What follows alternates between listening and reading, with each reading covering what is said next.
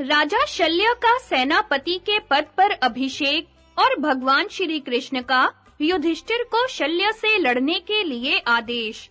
संजय कहते हैं, महाराज, हिमालय की तराई में विश्राम करने के समय सभी प्रधान योद्धा एक स्थान पर इकट्ठे हुए। शल्य, चित्रसेन, शकुनी, अश्वत्थामा, कृपाचार्य, कृतवर्मा, सुषेण, अरिष्टसेन, धृतसेन तथा जयद्रथ आदि राजाओं ने भी वहीं रात्रि बिताई थी। इन सब लोगों ने एकत्रित होकर राजा शल्य के पास बैठे हुए दुर्योधन का विधिवत पूजन किया और युद्ध के लिए प्रयत्नशील होकर कहा, राजन, तुम किसी को सेनापति बनाकर शत्रुओं के साथ युद्ध करो, क्योंकि सेनापति के संरक्षण में रहकर ही हम अपने वैरियों पर विजय पा सकते हैं। तब राजा दुर्योधन रथ पर सवार हो महारथी अश्वत्थामा के पास गया। अश्वत्थामा युद्ध की संपूर्ण कलाओं का ज्ञाता था। संग्राम में तो वह यमराज के समान जान पड़ता था।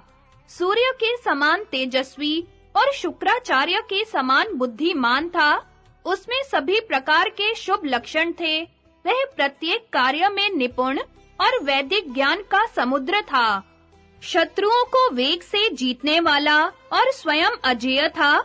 धनुर्वेद के 10 अंगों को तथा 4 पादों को ठीक-ठीक जानता था। 6 अंगों सहित 4 वेदों तथा इतिहास पुराण रूप पंचम वेद का भी उसे पूर्ण ज्ञान था। उस महातपस्वी ने कठोर व्रतों का पालन करके बड़े यत्न से शंकर जी की आराधना की थी। उसके पराक्रम और रूप की कहीं भी तुलना नहीं थी।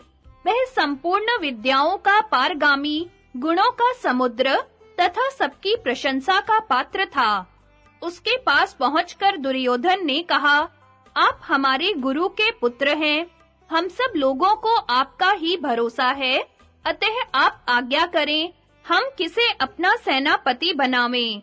अश्वत्थामा ने कहा, हम लोगों में राजा शल्य ही अब ऐसे हैं जो उत्तम कुल, पराक्रम, तेज, यश, लक्ष्मी तथा समस्त सद्गुणों से संपन्न हैं। ये ही हमारे सेनापति होने योग्य हैं। राजन, इन्हीं को सेनाध्यक्ष बनाकर हम शत्रुओं पर विजय पा सकते हैं। द्रोण कुमार के ऐसा कहने पर सभी योद्धा राजा शल्य को घेर कर खड़े हो गए और उनकी जय जयकार करने लगे। अब उन्होंने बड़े आवेश में भरकर युद्ध का निश्चय किया। राजा शल्य द्रोण तथा भीष्म के समान पराक्रमी थे। वे एक उत्तम रथ पर बैठे हुए थे। दुर्योधन रथ से उतरकर उनके सामने भूमि पर खड़ा हो गया और हाथ जोड़कर बोला, मित्र वत्सल, आप शूरवीर हैं, इसलिए हमारी सेना के अध्यक्ष बनिए। राजा शल्य ने कहा, कुरुराज, यदि तुम मुझे सेनापति का सम्मान दे रहे हो तो मैं तुम्हारे कथनानुसार सब कुछ करूंगा। मेरे प्राण, राज्य और धन सब कुछ तुम्हारा प्रिय करने के लिए ही है। दुर्योधन बोला, मैं आपको अपना सेनापति स्वीकार करता हूँ।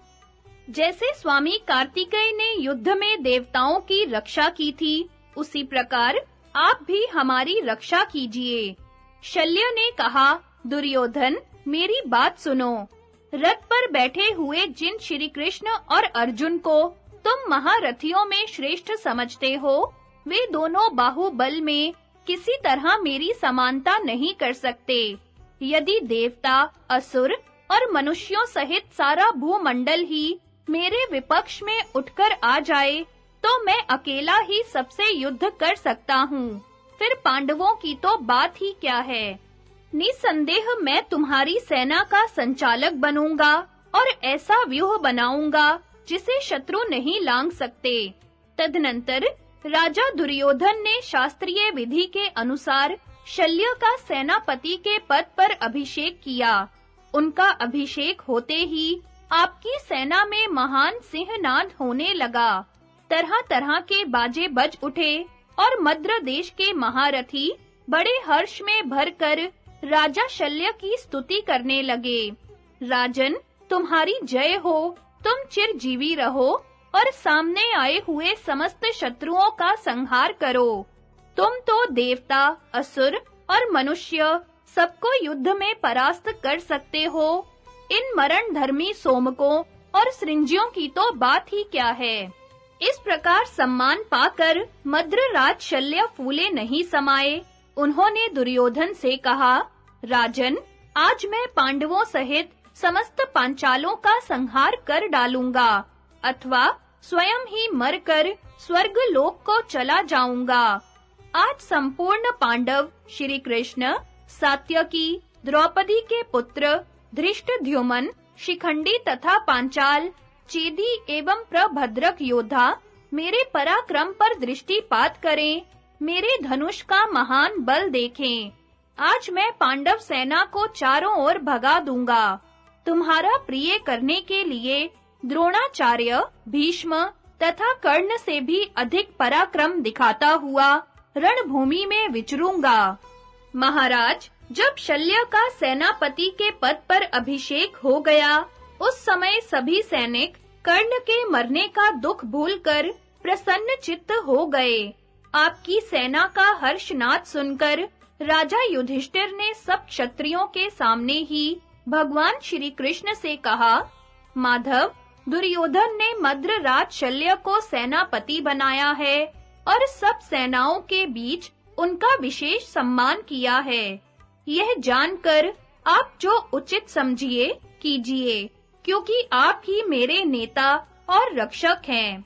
यह सुनकर श्री कृष्ण बोले, भारत, मैं आर्तायन के पुत्र शल्य को बहुत अच्छी तरह जानता हूँ। वे अत्यंत पराक्रमी और महान तेजस्वी हैं। युद्ध करने के विचित्र ढंग उन्हें मालूम है।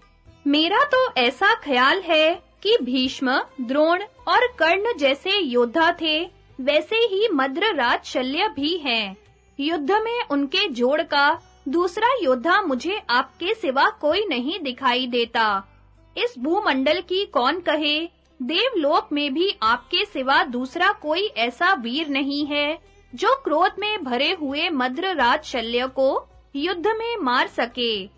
दुर्योधन ने जिनका सत्कार किया है, वे शल्य अजेय वीर हैं। उनके मारे जाने पर कौरवों की विशाल सेना को भी मरी हुई ही समझिए। मेरी बात मानकर आप इस समय महारथी शल्य पर चढ़ाई कीजिए। मामा समझकर उन पर दया करने की आवश्यकता नहीं है। क्षत्रिय धर्म को सामने रखकर उन्हें मार ही डालिए। आज के संग्राम में आप अपना तपोबल और क्षात्र बल दिखाइए। महारथी शल्य को अवश्य मार डालिए।